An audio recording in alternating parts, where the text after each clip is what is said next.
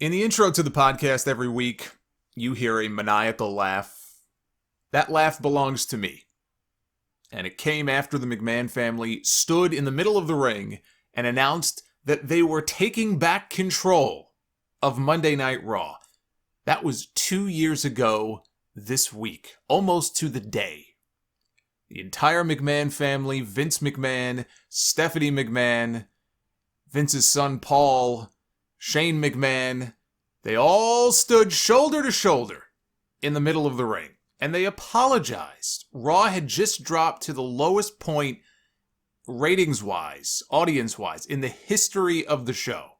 Just over 2.1 million viewers. The show was shit long before that, but that was the breaking point. That was apparently the straw that broke the camel's back. Vince McMahon actually went on live television and admitted, or his daughter did anyway, that they weren't doing a very good job for their audience. And in so many words, they apologized for basically how bad their television show had become. And in storyline, they blamed it on all of these other people. They blamed it on these nameless middle managers behind the scenes. They blamed it on Baron Corbin, which is valid. I'm all for blaming Baron Corbin just, in general. But it's the Vince McMahon modus operandi. It's always someone else's fault. Someone else has to be made the scapegoat. Somebody else has to fall on their sword instead of looking in the mirror and taking responsibility for his own failings. It's just easier to pass the blame on to somebody else. Let's hire Eric Bischoff to be the executive director of SmackDown. Let's fire Eric Bischoff as the executive director of SmackDown. Let's hire Paul Heyman to be the executive director of Monday Night Raw. Let's fire Paul Heyman as the executive director of Monday Night Raw. Bruce Pritchard is still there, but his time will come. His time will come as sure as the sun rises in the morning and the moon comes up at night. We know this to be true. It's only a matter of time. Well, then it must be those damn millennial talents. They don't want it bad enough. Must be their fault. Now we read about there being concern within the company that if things don't improve and things don't shape up soon, members of the creative team could be let go. Some of the writers could be on the chopping block. Ah, yes. Of course. Let's blame the writers. The same writers who we always hear write for an audience of one. That one being Vince McMahon. They write the kind of content and they write the segments and they script the dialogue and do all the things that they think he's going to like. Or they risk, having their work ripped up, which happens anyway on most weeks. It seems more and more often we're hearing about scripts being ripped up and redone an hour or 2 hours before the show. This is all a Vince show. I said 2 years ago, when they announced that Vince McMahon would be making an appearance on Raw to shake things up again, right? He was going to shake things up when the ratings came in. And I said it then, because this is always their response. I'd be shocked if it doesn't happen again this week or next week. Although we're heading into the holidays, so I don't know what their taping schedule is like. But that's always their go-to response with these ratings catastrophes. Just trot out the McMahons. I said the fans in the building, this is what I said 2 years ago. I said the fans in the building should boo and not bow when Vince McMahon walks to the ring. Because you see them. Every time Vince would walk to the ring, he does his little strut down to ringside. You always see those fans in the front row or the first few rows, and they're doing the bowing sign as their show of respect for Vince McMahon. So they bow. They bow to the king. And look, I'm sure some people in the audience are perfectly content. Maybe they're just casual fans, or maybe they just like the show. There are some people who like the show, sure. But you know that there's a lot of people who are doing that bowing, who, as soon as they're done doing that, these are the same people who are going to go jump on social media when the show is over and talk about how boring it was and how much the show sucked. Well, if they really wanted to send a message, the best way you can do that, back when we actually had fans in the buildings and you can actually speak up and cheer and chant and boo, is to do just that. No, what do? They bow. I'll buy towels for the Secret Santa contest so they can make sure they don't hurt their knees when they assume the position. Oh, we were told by Triple H that night 2 years ago. They're going to give the fans what they want. They're going to give us what we want. We're going to give you new faces. We're going to give you fresh matchups. We're going to turn the product around. Remember what he said? We are now the authority. You are the authority. I am the authority. And everybody cheered, yay! We're the authority! It was really, I mean, think about it, it was really quite genius what they did. What they did was they made us the heels. They made us the scapegoats, just like Vince McMahon makes everybody else a scapegoat. He did the same thing to us. Because 2 years later, and things are no better off now than they were then. In fact, they're worse. Much worse. Raw last Monday night set a new all-time record low rating. And I feel like I've said this half a dozen times this year. This is at least the third time that this has happened this year alone. 1.53 million average viewers. For the first time ever, AEW Dynamite, which saw a pretty bad ratings drop of their own this week, topped all 3 hours of Monday Night Raw in viewers 18 to 49 and 18 to 34. What we always hear are the coveted demos. And that wasn't people who were tuned in early and then they just left in droves. These people just didn't tune in at all. They just weren't there. Now, they had a Monday Night Football game on this week. It was a game between the Browns and the Ravens that did very well. But Monday Night Football does well every year. You have your good games, you have your bad games. Raw has been up against Monday Night Football for years and years and years. And see, this is what the bootlickers don't understand. Because I already saw some comments. Well, it was a big Monday Night Football. They got their excuses all lined up. The weather was bad. The weather was good. People didn't want to stay in. We had a good football game. We had this. We had that. They've got their laundry list of excuses. But again, here's what I tell the bootlickers. I can remember hearing about some great Monday Night Football games in past years where Raw did not get its lowest rating of all time. It probably dropped, it probably got hurt, but it wasn't the lowest of all time. And now they're in lowest of all time territory. And that's the difference. And what that shows you is just how much the audience has eroded over the years. You've heard me use this expression before. The lows just keep getting lower. Well, here we are again. The lows keep getting lower. Do you know how hard it had to be for Vince McMahon to swallow his pride 2 years ago and stand in the middle of that ring and basically admit that this show sucks? I doubt it was his idea. He probably had to be talked into it. And still, I had people sending me messages telling me that it really wasn't that bad. People are over-exaggerating.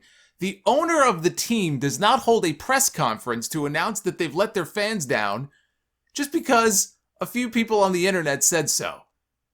That's an extreme measure to take. They had enough self-awareness at that time to recognize that there was a problem, and yet they did nothing to try to fix the problem. Trotting out a few new faces is not enough.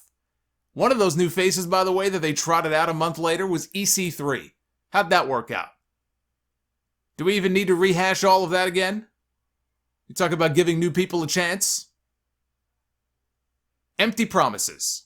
That's what we were given. Empty promises. And so now, we get a report from TalkSport that USA Network is said to be furious with the Raw ratings drop, and that they're supposedly pushing for more adult content, not sexy adult, but dark and violent adult, which made me skeptical anyway, reading that. Not that they would be upset. Of course they would be upset. They have a reason to be upset. But that they would be pushing for the darker, more violent, adult-oriented content. I mean, for God's sakes, on Monday night, we just had Randy Orton try to set a man on fire. How much darker can you get? Now Meltzer, I see, is saying that in speaking with people in the company who would know these things, that part of the report is not true. And I see TalkSport has since updated their article to reflect that. He did say USA is almost certainly disappointed in the ratings, and they do make suggestions, but that is not the direction that they've pushed for. So we can set that dark and violent stuff and people getting all excited, the end of PG. It's all nonsense. You can set that aside. And guess what? I don't know what you're getting so excited about anyway, because even if they did that, it ain't gonna work. This is what people don't understand. It is not going to work. We may see the McMahons back on TV as soon as this week. And they might even get a little bit of a bounce out of it if they promote it in advance. I mean, you're going to see ebbs and flows in the Raw ratings. The numbers are going to go back up, and then they're going to go back down, and they're going to go up. But the lower they go, the more disappointing those bounces are going to be, because those bounces, they're not going to bounce back to the levels that they were at before. But these are all futile attempts at trying to fix a problem that cannot be fixed. They can call up a couple of new faces from NXT. They could do a big title change on TV. It does not matter. It is a short-term fix. It will not work. I'm not even saying that some of those things aren't good ideas. But do we even have faith in them calling up people from NXT? I almost feel bad wishing for a Rhea Ripley or some of these people to get called up. I almost feel like I'm doing them a disservice by hoping for that. I should be hoping they stay exactly where they are. This year alone, they have been handicapped by a pandemic that has forced them to hold shows in front of no audience. Now that has also hurt the ratings somewhat, without a doubt. Can't deny that the pandemic has hurt the ratings at least a little bit. Wrestling is a spectator sport. They rely on that instant feedback from the audience, and without it, we're left with the people in charge making decisions about who's over and who's not, and that is a dangerous thing. And I said that from the beginning when they started doing these empty arena shows. They're dealing with the circumstances the best they can, but man, this is dangerous. Because instead of relying on you and me and the people in the buildings to see who do we like and who's over and who's not, now it's Vince McMahon and Bruce Pritchard deciding who's over and who's not, what's working and what's not. And, before you could at least judge that based on ticket sales and live events, and they don't even have that anymore. Triple H is already talking about planning big things once they get the green light to move ahead and get people back into the buildings. Those first shows back, they're going to load them up. It's going to be like one big party. Hey, I can't wait. I think we're all looking forward to that day. And you know what? They'll probably pop some big ratings for those first few post-pandemic shows. But it's not going to last. This year alone, they have tried new concepts. They tried Raw Underground. They tried Retribution. All of which were blunders. The Raw Underground concept, at least I thought it had potential, but it didn't work. And the fact that Retribution is even still a thing on TV is an embarrassment. So USA Network is disappointed. I mean, don't tell that to the ratings don't matter, folks. I still get messages from them from time to time. It's like whack-a-mole. You knock one out, another one pops up. Don't tell them that. They'll get very upset with you. Here's the truth. USA Network can fuck off because they bear as much responsibility as anyone for the situation that they now find themselves in. It was said to be their idea for Raw to move to 3 hours weekly back in 2012. I doubt anybody in the company was excited about having to produce an extra hour of live TV. That's not an easy thing to do. Their roster was probably already stretched thin as it was, especially if you have injuries and stuff. Now you got to get another hour out of Raw every week? You think they were excited about that? 8 years. It's been 8 years of 3-hour Raws, and WWE has made a lot of money off that third hour. I have seen anywhere from $30 million a year to as much as $50 million a year is what they are supposedly getting for that third hour. Now, I haven't seen the contract. You haven't seen the contract. Nobody seems to know for sure, but they're not doing it for free. So I'm sure they're making some good money on that third hour. But at what cost? You know, in 2012, Raw, I went back to look, Raw was averaging a 3.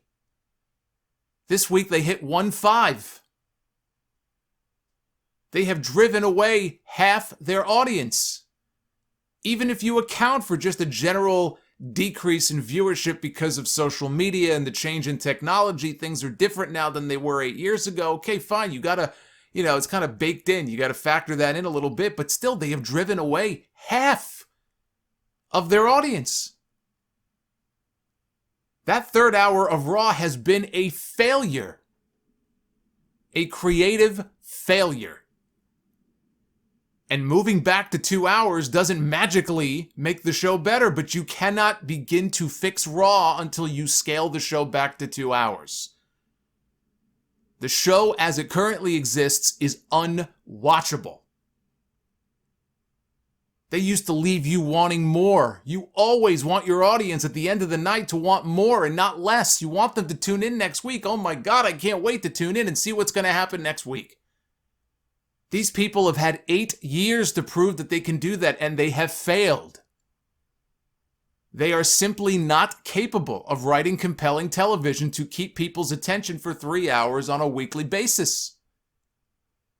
And if USA Network is upset, well, excuse me, while I play the world's smallest violin. This is as much their fault as it is WWE's. I could sit here and I can run through all of the ideas that I have pitched over the years, and and everybody's got their ideas. I've got ideas, you've probably got ideas, but on this show, if you've listened to me for any length of time, you've probably heard these ideas over and over again. None of these ideas on its own are going to make a difference. Ending the brand split, it's not going to matter. Doing the top 10 rankings idea for the 2 world titles and top 5 for all the other belts, it's not going to matter. Less over-scripting of the promos, won't matter. Even moving the show, on Monday nights back to 2 hours. Bring back Goldberg for a match against Roman Reigns, not going to matter. Firing Bruce Pritchard won't matter. Getting rid of Kevin Dunn won't matter, although it would allow people to watch the show without having to take a fucking pill for motion sickness. So I guess that would be a good thing. Absolutely nothing will change in this company until one thing happens, and one thing only. It is the one thing that needs to happen in order for real change to take place. Without it, all of these other things don't matter. And that is, Vince McMahon must resign as the lead creative force in World Wrestling Entertainment. It seems like an impossible thing to even conceive of. And maybe it is. But you want to know what needs to happen? That's what needs to happen. After nearly 28 years as the showrunner for Monday Night Raw, 21 years for SmackDown, the time has long since come and gone for this guy to step aside and pass the baton to the next person or persons, whoever that may be. I don't know if that's Triple H. I don't know. I mean, it better not be any of the usual yes men. But I don't know if it's Triple H. I don't know if it's somebody else from the outside, somebody else from within the wrestling business, somebody younger from within the company whose name maybe we don't even know. And look, I have to thank Vince McMahon. I got into WWE as a child, and with my friends, you went one of 2 ways. You either watch wrestling and then grew out of it, as a lot of them did, or you were like me, the raving psychopath I was, and you just get even more obsessed with it, and you get even more into it as you get older. That's the camp that I fell into. And I have a lot of very fond memories from all those many years ago because of Vince McMahon. And he has built this company, one that was on the brink of bankruptcy in 1997, into a company that is worth billions.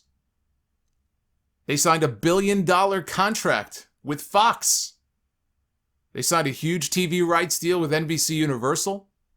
And by the way, even when those deals are up in a few years, even if the Raw ratings don't recover, I guarantee you, they are going to get a rights fee increase. So all the people who say, man, the Raw ratings keep going down when these contracts are up, WWE's in a lot of trouble. they're probably going to get a rights fee increase regardless because they produce so much content. Believe me, someone is going to be willing to pay what they want. If it's not Fox or USA, it'll be somebody else. And he built all of that. He oversaw all of that growth. I am not saying that Vince McMahon does not bring value to WWE. I am not saying that he should resign from the entire company. What I am saying is that the man is 75 years old, overseeing a roster of millennials and Randy Orton. And maybe he just can't relate to them.